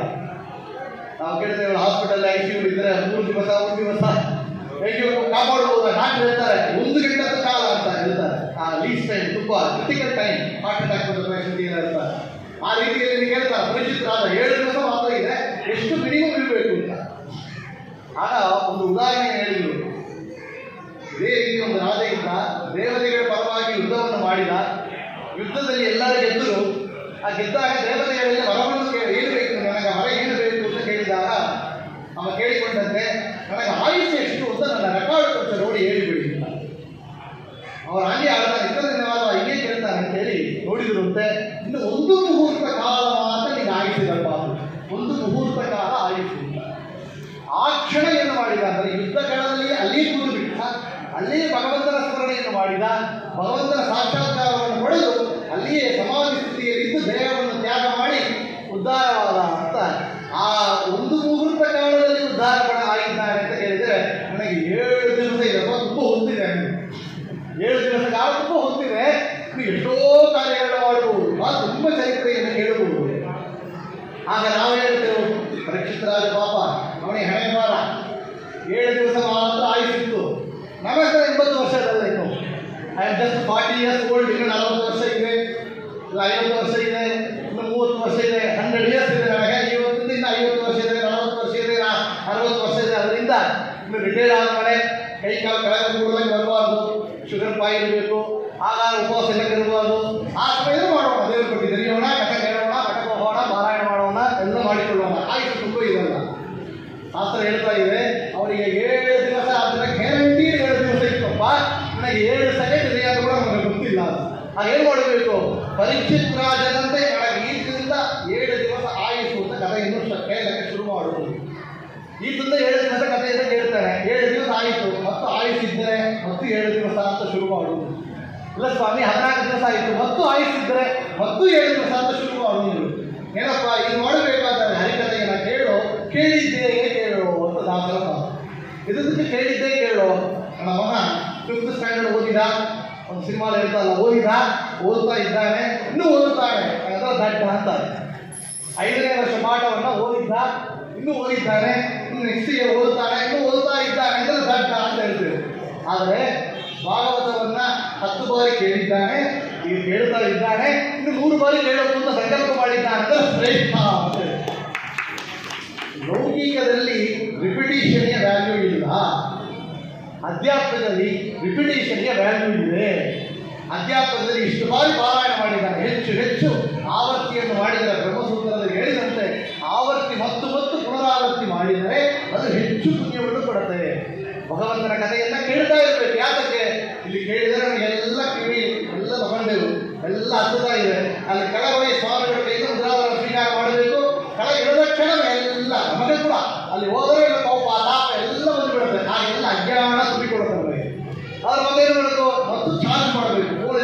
ಅಲ್ಲಿ ಬೆಳಿಗ್ಗೆ 3 ಗಂಟೆ ಆಯ್ತು, ಈಗ ಎಲ್ಲ ಡಿಸ್ಚಾರ್ಜ್ ಆಗಿರುತ್ತೆ. ಮನೆಗೆ ಹೋದ ಕ್ಷಣ ಏನು ಮಾಡ್ತೇವೆ, ಓದಿ ಚಾರ್ಜ್ ಆಗಿರುತ್ತೆ. ಮೊಬೈಲ್ ಚಾರ್ಜ್ ಮಸ್ತು ಆಗ್ತದೆ. ನಾವೇನು ಮಾಡ್ತೇವೆ, ಮನೆಯಲ್ಲೆಲ್ಲ ಭಗವಂತನ ಭಾಗವತ ಕಥೆ ಕೇಳೋದು, ಕೇಳ್ತಾ ಚಾರ್ಜ್ ಮಾಡಿಕೊಳ್ಳೋದು. ಅಲ್ಲಿ ಇಲ್ಲಿ ಒಳಗೆ ಲೌಕಿಕದಲ್ಲಿ ಆಫೀಸ್ ಹೋಗೋರು ಸುತ್ತೋದು ಎಲ್ಲ ನೆಗೆಟಿವ್ ಎನರ್ಜಿಗೆ ಡಿಸ್ಚಾರ್ಜ್ ಆಗಿ ಬರುತ್ತೆ. ಮತ್ತು ಏನು ಮಾಡಬೇಕು, ಕಥೆಯಿಂದ ಕೇಳಿ ಚಾರ್ಜ್ ಮಾಡಿಕೊಳ್ತಾ ಇರಬೇಕು. ಅದರಿಂದ ಭಾಗವತ ಕಥೆಯನ್ನು ಹರಿಕಥೆಯನ್ನು ಕೇಳಿದ್ದೇ ಕೇಳು. ಈ ಕಥೆಯನ್ನು ಕೇಳಿದವರು ಯಾರು ಮತ್ತು ಭಾಗವತ ಅಲ್ಲಲ್ಲಿ 2-3 ಉದಾಹರಣೆಗಳನ್ನು ಕೊಟ್ಟಿದೆ. ಯಾರು ಒಂದು ಉದಾಹರಣೆ ಅಂತ ಕೇಳಿದರೆ ಭಾಗವತ ರಾಮಾಯಣ ಇತ್ಯಾದಿಗಳು. ಭಗವಂತನ ಕಥಾಶ್ರವಣಕ್ಕೆ ಎಷ್ಟು ನಮಗೆ ಮಹತ್ವ ಇದೆ ಅಂತ ತಿಳಿಯಬೇಕು. ಜಗನ್ನಾಥದಾಸರು ಎಷ್ಟು ಚೆನ್ನಾಗಿ ಒಂದು ಮಾತು ಹೇಳ್ತಾರೆ. ತನ್ನ ಹರಿಕಥಾಮೃತ ಸಾರದಲ್ಲಿ ಕರುಣಾಸಂಧಿಯಲ್ಲಿ ಮೊದಲು ಬಂದಿದ್ದಾರೆ ಏನು ಮಾತು, ಶ್ರವಣ ಮಣಗಾಡಂದ ಬೀರುವುದು ಭವಜನಿತ ದುಃಖಗಳ ಕಳೆಯುವುದು ವಿವಿಧ ಭೋಗಗಳಿಗ ಪರಂಗಳಲಿತ್ತು ಸಲಗುವುದು ಭುವನ ಪಾವನ ಬೆಳಿಪಲಕು ಬೀದವನ ಮಂಗಳ ಕದೆಯ ಪರಮೋತ್ಸವದಿ ಕಿವಿ ಕೊಟ್ಟಾಲಿಪುದು ಭೂಸುರರು ದಿನದಿ. ಶ್ರವಣ ಮನನ ಆನಂದ ನೀಡುವುದು, ಭವಜನಿತ ದುಃಖಗಳ ಕಳೆಯುವುದು, ವಿವಿಧ ಭೋಗಗಳ ಇರಪರಂಗಳಲ್ಲಿ ಸಲಗುವುದು. ಅದು ಕೇಳ್ತೇವೆ, ಸ್ವಾಮಿ ಕಥೆ ಕೇಳುವುದು ಹೇಳ್ತಾ ಇದ್ರಿ, ಇದು ಸಂಡೆ ಓಕೆ, ನಾಳೆ ಬೆಳಿಗ್ಗೆ ಆಫೀಸ್ ಹೋಗಬೇಕು, ಹೊಟ್ಟೆ ಪಾಡ ಏನಾಗುತ್ತೆ, ಮೋಕ್ಷ ಹಣ ಸಿಗಲಿ, ಹೊಟ್ಟೆ ಗೀತು ಬಗ್ಗೆ ಜಾಸ್ತಿ ಹೊಟ್ಟೆ ಬೇಕಲ್ಲ. ಏನು ಜಗನ್ನಾಥ ಎಷ್ಟು ಚೆನ್ನಾಗಿರ್ತಾರೆ ನೋಡಿ. ವಿವಿಧ ಭೋಗಗಳ ಇಹಪರಂಗಳಲ್ಲಿ, ಈ ಇಹದಲ್ಲಿ ನನಗೆ ಏನು ಸುಖ ಬೇಕೋ ಅವೆಲ್ಲ ಕೊಡ್ತೇವಪ್ಪ, ಫಲದಲ್ಲಿ ಮೋಕ್ಷವನ್ನು ಕೊಡುತ್ತೆ ಭಗವಂತನ ಶ್ರವಣ. ಕಥಾಶ್ರವಣಕ್ಕೆ ಅಷ್ಟೊಂದು ಮಹತ್ವ ಇದೆ. ಇಲ್ಲಿ ಇಹದಲ್ಲಿ ಸುಖ, ಫಲದಲ್ಲಿ ಮೋಕ್ಷ ಎರಡು ಕೊಡ್ತಾ ಇದೆ ಭಗವಂತನ ಕಥಾಶ್ರವಣ. ಇದರಲ್ಲಿ ಒಂದು ಉದಾಹರಣೆ ಅಂತ ಕೇಳಿದರೆ ಪರೀಕ್ಷಿತರಾದ ಕಥೆಗೆ ನೋಡ್ತಾ ಇದ್ದೆವು. ಇನ್ನೊಬ್ಬರು ಯಾರು ಅಂದರೆ ನಾರದ ಮಹರ್ಷಿಗಳು. ಆ ನಾರದ ಮಹರ್ಷಿಗಳು ತನ್ನ ಬಗ್ಗೆ ಹೇಳಿಕೊಡ್ತಾರೆ. ತಾನು ಯಾರು ಅಂತ ಹೇಳಿದರೆ, ನಾನು ಹಿಂದಿನ ಜನ್ಮದಲ್ಲಿ ಯಾರಾಗಿದ್ದೆ ಅಂತ ಹೇಳಿದರೆ ನಾನು ಒಂದು 4ನೇ ವರ್ಣವರಾಗಿದ್ದೆ. ಅಂಥ ಒಂದು ಜನ್ಮದಲ್ಲಿ ಹುಟ್ಟಿದಾಗ ನನ್ನ ತಾಯಿ ಅವರಿಗೆ ನನಗೆ ತಂದೆಯನ್ನು ಕಳೆದುಕೊಂಡಿದ್ದೆ, ಯಾರಿಲ್ಲ ನನಗೆ. ಆಗ ನನ್ನ ತಾಯಿಗೆ ಏನು ಗೊತ್ತಿಲ್ಲ. ಆಗ ಒಂದು ಆಶ್ರಮ ಪಕ್ಕದಲ್ಲಿ ಇದ್ದು ನನ್ನ ತಾಯಿ ಆ ಆಶ್ರಮದಲ್ಲಿ ವಾಸ ಮಾಡಿದಂತಹ ಋಷಿಗಳಿಗೆ, ಜ್ಞಾನಿಗಳಿಗೆ ಚಾತುರ್ಮಾಸ್ಯದಲ್ಲಿ ಸೇವೆಯನ್ನು ಮಾಡ್ತಾ ಇದ್ರು. ಏನು ಸೇವೆ, ಒಳಗಾಗಲಿಲ್ಲ. ಹೊರಗೆ ಎಲ್ಲ ಸುತ್ತಮುತ್ತಲು ಎಲ್ಲ ಶುದ್ಧ ಮಾಡೋದು, ಎಲ್ಲ ಕ್ಲೀನಾಗಿ ಇಟ್ಟುಕೊಳ್ಳೋದು. ದಿನಾಲು ಆ ಋಷಿಗಳ ಮುನಿಗಳು ಸ್ನಾನಕ್ಕೆ ಹೋಗುವಾಗ ಹೊರಹೋಗಿ ಬರೋವಲ್ಲ ಅಲ್ಲಿ ಅವರಿಗೆ ನಮಸ್ಕಾರವನ್ನು ಮಾಡೋದು, ಅವರು ಪಾದಧೂಳಿಯನ್ನು ಶಿರಸಾಧಾರಣ ಮಾಡೋದು, ಮತ್ತು ಅವರು ಒಳಗಿಂದ ಶಾಸ್ತ್ರಗಳನ್ನು ಮಾತು ಭಗವಂತನ ಕಥೆಯನ್ನು ಸಾಧಾರಣ ಮನುಷ್ಯರಿಗೆ ಹೇಳಬೇಕಾದ್ರೆ ಅದನ್ನು ಕೇಳಬಹುದು. ಪಾಠಗಳ ಭಾಗಕ್ಕಾಗ ಸಾಧ್ಯ ಇಲ್ಲ, ಆದರೆ ಕಥೆ ಕೇಳಬಹುದು. ಆ ಕಥೆಯಿಂದ ಕೇಳ್ತಾರೆ. ಆಗ ನಾನೇನು ಮಾಡ್ತಾ, ಈ ಕಾರ್ಯಗಳನ್ನು ನಾನು ಮಾಡ್ತಾ ಇದ್ದೆ. ನನ್ನ ಚಾತುರ್ಮಾಸ್ಯದಲ್ಲಿ ಅಲ್ಲಿದ್ದ ಋಷಿಮುನಿಗಳಿಗೆ ನನ್ನ ತಾಯಿ ಸೇವೆ ಮಾಡುವಂಥ ಸಮಯದಲ್ಲಿ ನಾನು ಜೊತೆಯಾಗಿದ್ದು ಆ ಸೇವೆಯನ್ನು ಮಾಡುತ್ತಾ ಮಾಡುತ್ತಾ ಮಾಡುತ್ತಾ ಅವರ ದರ್ಶನವನ್ನು ಪಡೆದು ಅವರು ಪಾದಾರಗಳಲ್ಲಿ ನಮಸ್ಕಾರವನ್ನು ಮಾಡುತ್ತಾ ಅವರು ಹೇಳಿದ ಶಾಸ್ತ್ರ ಶ್ರವಣವನ್ನು, ಭಾಗವತ ಕಥೆಗಳನ್ನು ಕೇಳ್ತಾ ಇದ್ದರಿಂದ ನನಗೆ ಎಷ್ಟು ಪುಣ್ಯ ಆಗಿತ್ತು ಅಂದರೆ, ಸಾಧಾರಣ ಮನುಷ್ಯನಾಗಿ 4ನೇ ವರ್ಣವಾಗಿ ಹುಟ್ಟಿದ ನಾನು ಡೈರೆಕ್ಟಾಗಿ ನೋಡ್ರಿ, ಒಂದು ಬ್ರಾಹ್ಮಣರ ಮಗನಲ್ಲ, ಬ್ರಾಹ್ಮಣೋತ್ತಮರ ಮಗನಿಲ್ಲ, ಜೀವೋತ್ತಮರಾದ ಬ್ರಹ್ಮದೇವರ ಮಗನಾಗಿ ಹುಟ್ಟಿದ್ದೇನೆ. ಎಷ್ಟು ಡೈರೆಕ್ಟ್ ಪ್ರಮೋಷನ್ ನೋಡಿ. ಅಲ್ಲಿ ಹುಟ್ಟಿದಲ್ಲಿ ನೀವು ಹುಟ್ಟಿದಲ್ಲಿ ಅಷ್ಟು ಡೈರೆಕ್ಟ್ ಪ್ರಮೋಷನ್ ಅಂದರೆ ಅದು ಫಸ್ಟ್ 10 ಟೈಮ್ಸ್ ಎಷ್ಟು promotion, double triple infinite times ಅವರು ಅಷ್ಟು ದೊಡ್ಡ ಉನ್ನತ ಪದವಿಯನ್ನು ಪಡೆದಿದ್ದೇನೆ ಅಂತ ಕೇಳಿದರೆ ಅದಕ್ಕೆ ಏನು ಕಾರಣ ಅಂದರೆ ಚಾತುರ್ಮಾಸ್ಯದಲ್ಲಿ ಯತಿಗಳಿಗೆ ನಾವು ಮಾಡಿದ ಸೇವೆ, ಅವರು ಮುಖಗಮನದಿಂದ ನಾವು ಮಾಡಿದೆ ಶ್ರವಣ ಅಂತ ಆ ಮಹತ್ವವನ್ನು ನಾರದ ಮಹರ್ಷಿಗಳು ವಿಶೇಷವಾಗಿ ತೋರಿಸಿಕೊಡ್ತಾರೆ. ಇನ್ನೊಂದು ಶ್ರವಣ ಮಹತ್ವ ಅಂತ ಕೇಳಿದರೆ ರಾಮಾಯಣದಲ್ಲಿ ನಾವು ಕೇಳಬೇಕು ಈ ಮಹತ್ವ. ರಾಮಾಯಣದಲ್ಲಿ ಒவ்வೊಂದು ದಿಕ್ಕಿಗಳಿಗೂ ಕೂಡ ಸುಗ್ರೀವ ತನ್ನ ಸೈನ್ಯವನ್ನು ಕಳಿಸಿದ್ದ. ಬಾಣದ ಸೈನ್ಯ ಪಶ್ಚಿಮ ದಿಕ್ಕು, ಉತ್ತರ ದಿಕ್ಕು, ಒಂದು ದಿಕ್ಕಿಗೆ ಒಂದು ಗುಂಪು ಹೋಗಿದೆ. ದಕ್ಷಿಣ ದಿಕ್ಕಿಗೆ ಹನುಮಂತ, ಶಾಂಬವ, ಅಂಗದ ಅವರೆಲ್ಲ ಹೋಗಿದ್ರು ಅಂತ ಕೇಳಿದ್ದೇವೆ ನಾವು ಕಿಷ್ಕಿಂಧ ಕಾಂಡದಲ್ಲಿ. ಆಗ ಮುಂದೆ ಹೋಗುತ್ತಾ ಹೋಗುತ್ತಾ ಏನಾಗುತ್ತೆ, ದೊಡ್ಡ ಸಮುದ್ರ ಬಂದಿದ್ದಾರೆ. ಇನ್ನು ದಕ್ಷಿಣ ದಿಕ್ಕಿಗೆ ಇನ್ನು ಪ್ರಯಾಣ ಮಾಡಬೇಕು ಅಂದರೆ ಸಾಧ್ಯ ಇಲ್ಲ. ಮುಂದೆ ದೊಡ್ಡ 100 ಯೋಜನ ದೂರ ಇರುವಂತಹ ಸಮುದ್ರ ಇದೆ, ಅಲ್ಲಿ ಹೋಗೋಕ್ಕೆ ಸಾಧ್ಯ ಇಲ್ಲ. ಹೋದರೆ ಸೀತಾ ಎಲ್ಲಿದ್ದಾರೆ ಅಂತ ಗೊತ್ತಿಲ್ಲ. ಏನು ಮಾಡಬೇಕು, ಅಲ್ಲಿ ಅವ ಅಲ್ಲಿ ಉಂಟು ಮಾಡಿದಂತಹ ಒಂದು ಗುಹೆ ಇತ್ತು. ಆ ಗುಹೆಯಲ್ಲಿ ಒಳ್ಳೆ ತಂಪಾದ ನೀರು, ಒಳ್ಳೆ ಹಣ್ಣುಗಳು, ಒಳ್ಳೆ ಜಾಗ ಇದೆಲ್ಲ ಇದ್ದವತ್ತೆ ಕಪಿಗಳಿಗೆ ಕುತೂಹಲ. ಅವ್ರಿಗೇನು ಬೇಕು? ಇದು ಮೂರೇ ಬೇಕು. ಎಲ್ಲ ಮೇಲ್ಬೇಕು, ಎಲ್ಲ ಎ ಸಿ ರೂಮ್ ಇರಬೇಕು ಸರ್, ಒಳ್ಳೆ ಊಟ ಇರಬೇಕು, ನಿದ್ದೆ ಮಾಡಲಿಕ್ಕೆ ತಾಗಿರ್ಬೇಕು. ನಾವು ಅಷ್ಟೇ ಕೇಳ್ತೇವೆ, ಎಲ್ಲಿ ಹೋದ್ರೆ ಊಟ ಅಂತ ಕೇಳಿರ್ತೀವಿ. ಆ ಕಪಿಗಳಿಗೆ ಮೂರಿತ್ತು. ಏನು? ಒಳ್ಳೆ ಊಟಕ್ಕೆ ಒಳ್ಳೆ ಹಣ್ಣುಗಳು, ಒಳ್ಳೆ ತಂಪಾದ ಜಾಗ, ಕುಡಿಲಿಕ್ಕೆ ಒಳ್ಳೆ ನೀರು, ವಾತಾವರಣ, ಏನು ಪ್ರೆಷರ್ ಇಲ್ಲ ನಮಗೆ. ನೋಡ್ರಿ, ಒಂದು ದಿವಸ ನಮಗೆ ಸೂಪರ್ವೈಸರ್ ಇಲ್ಲ ಅಂದರೆ ಲೀವ್ ಅಂದರೆ ಸಂತೋಷ ಆಗುತ್ತೆ ನಮಗೆ. ಮಠದಲ್ಲಿ ಟ್ರಸ್ಟಿ ಬರಲಿಲ್ಲ ಅಂದರೆ ಸಂತೋಷ ಆಗುತ್ತೆ ನಮಗೆ. ಯಾವ ಮನೆಯಲ್ಲಿ ಯಜಮಾನ ಇಲ್ಲ ಅಂದರೆ ಸಂತೋಷ, ತಂದೆ ಇಲ್ಲ ಅಂದರೆ ಮಕ್ಕಳಿಗೆ ಸಂತೋಷ, ಮೊಬೈಲಿಂದ ಆಟ ಆಡ್ಬೋದು. ಇಲ್ಲಿ ಯಾರಾಗಿತ್ತು? ಸುಗ್ರೀವ ಇಲ್ಲ. ಏನು ಮಾಡಿದ್ರು? ಹೀಗೆ ಇದ್ದು ಬಿಡೋಣ. ಯಾತಕ್ಕೆ? ವಾಪಸ್ ಹೋಗಲಿಕ್ಕೆ ಒಂದು ದಿವಸ ಮಾತ್ರ ಇದೆ. ಸುಗ್ರೀವ ಕೊಟ್ಟ ಟಾರ್ಗೆಟ್ ಒಂದು ದಿವಸದಲ್ಲಿ ಮತ್ತು ಸೀತೆಯನ್ನು ಹೋಗಲಿಕ್ಕೆ ಸಾಧ್ಯ ಇಲ್ಲ. ಹೋಗಿದ್ರೆ ಮತ್ತು ನಮಗೆಲ್ಲರಿಗೆ ಮರಣದಂಡನೆ ಶಿಕ್ಷೆಯನ್ನು ಕೊಡ್ತಾನೆ. ಮುಂದೆ ಹೋದ್ರೆ ಸಮುದ್ರ, ಅಲ್ಲಿ ಸಾಯಬೇಕು, ಇದ್ರೆ ಹೋದ್ರೆ ಸಾಯಬೇಕು, ಇಲ್ಲಿ ಇದ್ದು ಸುಖವಾಗಿರೋಣ ಹಾಗಂತ ಹೇಳಿ ವಾಸ ಮತ್ತು ಮಾಡಿ ಎಲ್ಲ ಕುಳಿದಿರುತ್ತೆ.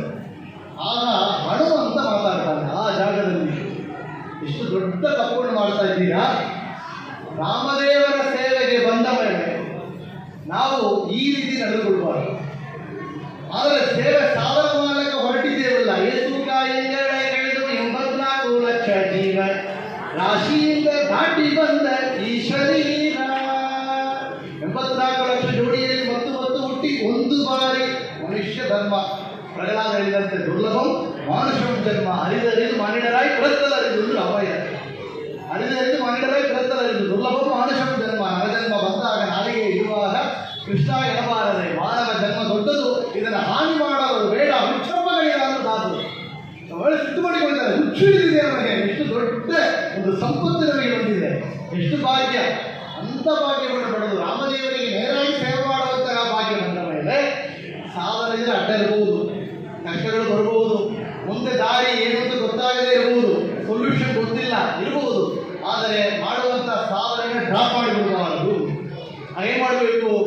ಬಂದಿದ್ದೇವು ಎಲ್ಲ 2 ಗಂಟೆಗೆ, ಸ್ವಾಮಿಗಳು ಫ್ಲೈಟ್ ಲೇಟ್ ಹಂಗಂದ್ರು. ಅಪ್ಪಪ್ಪ 3 ಗಂಟೆ ತೆಗೆಯಕ್ಕೆ ಸಾಧ್ಯ ಇಲ್ಲ ಅಂದ್ರು. ಎಲ್ಲ ವಿಷ್ಣು ಸಹಸ್ರನಾಮ ಶುರು ಮಾಡಿದ್ರು. 1 ಗಂಟೆ ತಲ್ಲಾಗಿತ್ತು. ಬಂದಿದ್ರು ಆಚಾರ್ಯ ರಮಣ ಕರೆದ್ರು, ಪಾಮರಾಯಣ ನಮಗೆ ಎಷ್ಟು ದೊಡ್ಡ ಸ್ಥಾನ ಇಲ್ಲ, ಇದರಲ್ಲಿ ಏನೋ ಮಾತು ಹೇಳಿದ್ರು. ಇಲ್ಲಿ 1 ಗಂಟೆ ಕಾಲ ಕಳೀತು, ಸ್ವಾಮಿ ಹತ್ರ ಬರ್ತಾ ಇದ್ದಾರೆ ನೋಡಿ, ವಾಪಸ್ ಹೋಗೋಣ ಅಂತಿದ್ದವರಿಗೆ ಕೂಡ ಮೈಂಡ್ ಚೇಂಜ್ ಆಗಿಬಿಡ್ತು. ಸಾಧನೆಯಲ್ಲಿ ಏನೋ ಒಂದು ಕನ್ಫ್ಯೂಷನ್ ಬರ್ತಾ ಇರುತ್ತೆ. ಆದರೆ ಹನುಮಂತ ಹೇಳಿದ, ನಿಮಗೆ ಕನ್ಫ್ಯೂಷನ್ ಬಂದಿದ್ದರೆ ಉಪಾಯ ಏನು? ಒಂದು ಉಪಾಯ ಇದೆ, ಎಲ್ಲ ಉಪವಾಸವನ್ನು ಮಾಡೋಣ, ಪ್ರಾಯೋಪವೇಶವನ್ನು ಮಾಡೋಣ. ಈ ಪ್ರಾಯೋಪವೇಶ ಅಂದರೆ ಒಂದು ಉಪವಾಸ, ಇನ್ನೊಂದು ಭಗವಂತನ ನಾಮ ಸ್ಮರಣೆ ಸಂಕೀರ್ತನ, 2 ಮಾಡಬೇಕು. ಇದು ಏಕಾದಶಿ ಅಂತ ಹೇಳ್ತೇವೆ, ಏಕಾದಶಿ ಧಾರಣೆ ಅಂತ ಹೇಳ್ತೇವಲ್ಲ, ಒಂದಿಲ್ಲ ಇದೆ. ಭಗವಂತನ ನಾಮ ಸಂಕೀರ್ತನ, ಭಗವಂತನ ಗುಣಗಳನ್ನು ಕೇಳೋದು, ಶ್ರವಣ ಮಾಡೋದು, ಇನ್ನೊಂದು ಉಪವಾಸವನ್ನು ಇರೋದು. ಆ ಉಪವಾಸದಿಂದ ಭಗವಂತನ ನಾಮವನ್ನು ಹೇಳ್ತಾ ಹೇಳ್ತಾ ಹೇಳ್ತಾ ಧ್ಯಾನವನ್ನು ಮಾಡಿದರೆ ಅಲ್ಲಿ ಜಡಾಯು ಎಂಬ ಪಕ್ಷಿಯ ಅನ್ನ ಅವ ನೋಡ್ರಿ, ಸಂಪಾದಿ ಎಂಬ ಪಕ್ಷಿ. ಆ ಪಕ್ಷಿ ಏನಾಗಿತ್ತು ಅಂದರೆ, ಈ ಜಡಾಯು ಸಂಪಾದಿಯು ಒಂದು ಕಾಲದಲ್ಲಿ ಸೂರ್ಯನ ಯಾರು ಬದಲಿ ಮುಟ್ಟಬೇಕು ಅಂತ ಹೊರಟಿದ್ದಂತೆ, ಹಾರಬೇಕು ಅಂತ ಹೊರಟಿದ್ದಾಗ ಸೂರ್ಯನ ಕೆರಳೆಗಳು ತಾಪಗಳು ತಾಳಕ್ಕಾಗಲಿಲ್ಲ ಜಡಾಯುವಿಗೆ. ತನ್ನ ತಮ್ಮನ ಮೇಲೆ ಪ್ರೀತಿ. ಸಂಪಾದಿ ಏನು ಮಾಡಿದ ಅಂದರೆ, ಆ ಜಡಾಯು ಮೇಲೆ ತನ್ನ ರೆಕ್ಕೆಗಳ ನೆರಳು ಪಡಬೇಕು ಅಂತ ಬಂದು ನಿಂತಿದ್ದಂತೆ. ಇಷ್ಟು ಪ್ರೀತಿ ನೋಡ್ರಿ ಅಣ್ಣ ತಮ್ಮಗಳ ಮೇಲೆ. ಈಗ ಅವಳು ಸೊತ್ತಿಗೆ ಸಾಕ್ತಾರೆ. ಆಗ ಏನಾಗಿತ್ತು, ಮೇಲೆ ಹಾರುತ್ತಾ ಇದ್ದ, ನೆರಳು ಇತ್ತು. ಸಂಪಾದಿ ಜಡಾಯು ರಕ್ಷಣೆಯನ್ನು ಪಡೆದ. ಸಂಪಾದಿಯ ರೆಕ್ಕೆಗಳೆಲ್ಲ ಸುಟ್ಟು ಕೆಳಗೆ ಬಿದ್ದ. ಸುಟ್ಟು ಬಿದ್ದಿದ್ರೆ ಆತು ಬಿದ್ದವ ಇವತ್ತುವರೆಗೆ ಮೇಲೆ ಹೇಳಕ್ಕೆ ಆಗಲಿಲ್ಲ. ಇದಕ್ಕೆ ರೆಕ್ಕೆಗಳು ಸುಟ್ಟೋಗಿದೆ. ಇದೇನಾಗಿತ್ತು ಅಂತ ಕೇಳಿದರೆ, ಅವರೆಲ್ಲ ರಾಮನಾಮ ಸಂಕೀರ್ತನವನ್ನು ಮಾಡ್ತಾ ಇದ್ದಾರೆ. ಅಮರ ಧ್ಯಾನಿಸುತ್ತಿರುವಾಗ ರಾಮ ರಾಮ ಎಂಬೋ ನಾಮವೇ ಕಾಯ್ತೋ, ನೀಯಾಗೋ ನಿನ್ನ ಹಂಗ್ಯಾಗೋ ನಿನ್ನ ನಾಮದ ಬಲ ಒಂದು ಇದ್ದರೆ ಸಾಕೋ. ರಾಮ ರಾಮ ರಾಮ ರಾಮ ಅಂತ ರಾಮ ನಾಮವನ್ನು ಹೇಳ್ತಾ ಹೇಳ್ತಾ ಹೇಳ್ತಾ ಇದ್ದರೆ ನೋಡಿ, ಮೈಯಲ್ಲಿ ರೋಗಗಳು ಇದ್ದರೆ ರೋಗಗಳಿಗೆ ಪರಿಹಾರ ಏನು ಅಂದರೆ, ಇವತ್ತು ಕೂಡ ಹೇಳ್ತಾರೆ, ವಿಷ್ಣು ಸಹಸ್ರನಾಮವನ್ನು ಪಾರಾಯಣವನ್ನು ಮಾಡಿದರೆ, ಶ್ರವಣವನ್ನು ಮಾಡಿದರೆ 72 ನಾಡಿಗಳ ಕೆಲಸ ಮಾಡ್ತಂತೆ. ಆ ನಾಮಗಳು ಭಗವಂತನ ರೂಪಗಳು. ಈ ನಾಮವನ್ನು ಹೇಳ್ತಾ ಹೇಳ್ತಾ ಇದ್ದರೆ ಅಂಗಹೀನನಾದ ಸಂಪಾದ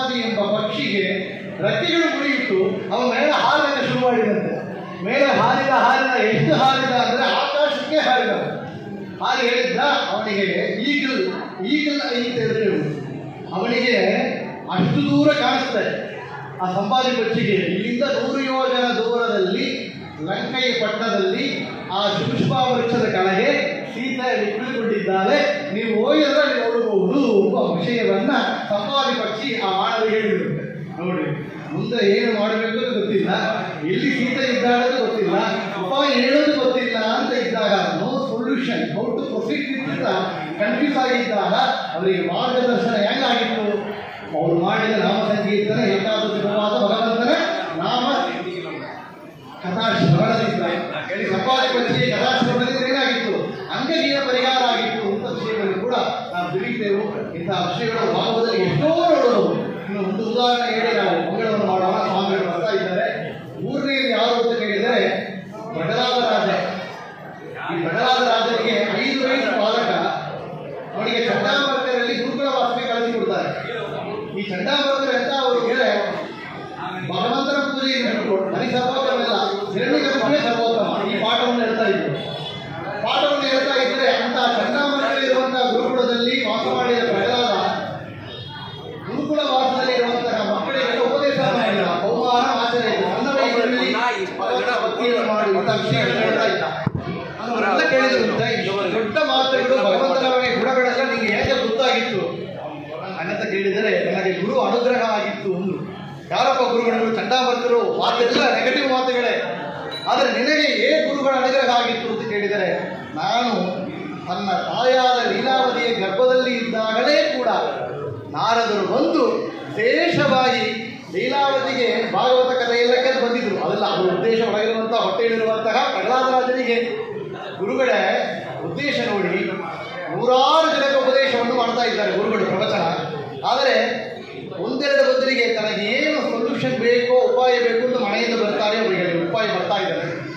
ಗುರುಗಳು ಸಂಕಲ್ಪ ಮಾಡಿಕೊಳ್ತಾ ಇರುತ್ತೆ, ಇವರಿಗೆ ಈ ಮಾತು ಹೋಗಬೇಕು ಅಂತ ಅವರಿಗೆ ಮಾತು ಹೋಗುತ್ತೆ. ಲೀಲಾವತಿಗೆ ಉಪದೇಶ ಮಾಡಲ್ಲ. ಅಲ್ಲಿ ನಾರದರು ಮಾಡಿದ್ದು ಯಾರು? ಒಳಗಿರುವಂಥ ಗರ್ಭದಲ್ಲಿರುವಂತಹ ಪ್ರಹ್ಲಾದರಾಜರಿಗೆ. ಅಂತಹ ಪ್ರಹ್ಲಾದರಾಜರಿಗೆ ಗರ್ಭದಲ್ಲಿ ಶ್ರವಣವನ್ನು ಮಾಡಿದ ಪುಣ್ಯ ಎಷ್ಟು ಪುಣ್ಯ ಅಂದವರು. ಭಗವಂತನೇ 2 ಅವತಾರವನ್ನು ನೋಡಿದವರು ಪ್ರಹ್ಲಾದರಾಜರು.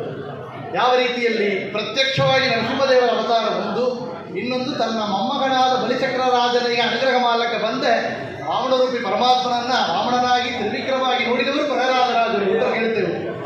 ಮತ್ತು ಅವರೇ ಬಾಗಲಿಕ ರಾಜರಾಗಿ ಅವತಾರವನ್ನು ಮಾಡಿದ್ದಾರೆ.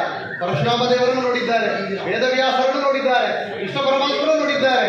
ಮತ್ತು ಅವರೇ ವ್ಯಾಸರಾಜರಾಗಿ ರಾಯರಾಗಿ ಬಂದಾಗ ಕೃಷ್ಣನ ರಾಮನನ್ನ ಪ್ರತ್ಯಕ್ಷವಾಗಿ ನೋಡಿದ ಮಹನೀಯರು ಅಂತ ಹೇಳಿದರೆ ಅದಕ್ಕೆ ಮುಖ್ಯ ಕಾರಣ ಏನು ಅಂದರೆ ಭಗವಂತನ ಕಥಾಶ್ರವಣ ಫಲ ಅಂತ ನಾವು ನೋಡುತ್ತೇವೆ. ಆಗ ಭಗವಂತನ ಕಥಾಶ್ರವಣ ಮಹಿಮಾ ಅಂತ ಕೇಳಿದರೆ ಪರೀಕ್ಷಿತ್ ರಾಜ ಒಂದು ಉದಾಹರಣೆ, ಸಂಪಾದಿ ಪಕ್ಷಿ ಒಂದು ಉದಾಹರಣೆ, ಇನ್ನೊಂದು ಪ್ರಹ್ಲಾದರಾಜರ ಒಂದು ಉದಾಹರಣೆ ಅಂತ ಎಷ್ಟೋ ಉದಾಹರಣೆಗಳನ್ನು ಶ್ರವಣ ಮಹಿಮೆಯನ್ನು ಹೇಳಿ ತಿಳಿಯುವುದು. ಅದರಿಂದ ಭಗವಂತ ನಮಗೆ ಒಂದು ಬಾಯನ್ನು ಕೊಟ್ಟ, ಕಮ್ಮಿಯಾಗಿ ಮಾತಾಡಿ ಅಂತ 2 ಕಿವಿಯನ್ನು ಕೊಟ್ಟಿದ್ದಾರೆ. ನೋಡಿ ಎಷ್ಟು ವ್ಯತ್ಯಾಸ ನೋಡಿ. ಇನ್ನೊಂದು ಬಾಯನ್ನು ಮುಚ್ಚಿಕೊಳ್ಳಬಹುದು, ಅದರ ಕಿವಿಯನ್ನು ಮುಚ್ಚಿಕೊಳ್ಳೋಕ್ಕಾಗೋದಿಲ್ಲ. ಯಾತಕ್ಕೆ? ಮುಚ್ಚಬೇಡಿ, ಯಾವಾಗಲೂ ಶ್ರವಣವನ್ನು ಮಾಡುತ್ತಾರೆ. ಆಲ್ವೇಸ್ ಓಪನ್, ಬಿ ಓಪನ್ ಅಂತ ಇರ್ತಾರೆ, ಬಿ ಓಪನ್ ಟು ಲಿಸನ್ ಅಂತ ಇರ್ತಾರೆ. ಅದனால் ಲಿಸನಿಂಗ್ ಸ್ಕಿಲ್ ಅದು ನಮ್ಮ ಸಾಫ್ಟ್ವೇರ್ಲಿ ಕೂಡ ಫಸ್ಟ್ ಸ್ಕಿಲ್. ಭಗವದ್ಭಕ್ತಿಯಲ್ಲಿ ಮೊದಲ ಮೆಟ್ಟಲು ಅಂದರೆ ಶ್ರವಣಂ ಕೀರ್ತನಂ ವಿಷ್ಣೋಹೋ ಸ್ಮರಣಂ ಪಾದಸೇವನಂ ಅರ್ಚನಂ ವಂದನಂ ದಾಸ್ಯಂ ಸತ್ಯಮಾತ್ಮ ನಿವೇದನ ಅಂತ ಅಡ್ಮಿಷನ್. ಒಂದು ಸ್ಕೂಲ್, ಭಗವಂತನ ಭಕ್ತಿ ಎಂಬ ಸ್ಕೂಲ್ನ ಅಡ್ಮಿಷನ್ ಆಗಬೇಕು ಅಂದರೆ ಮೊದಲ ಎಲಿಜಿಬಿಲಿಟಿ ಏನಂದರೆ ಕೇಳ್ತೀಯಾ ಅಂತ ಕೇಳಬೇಕು.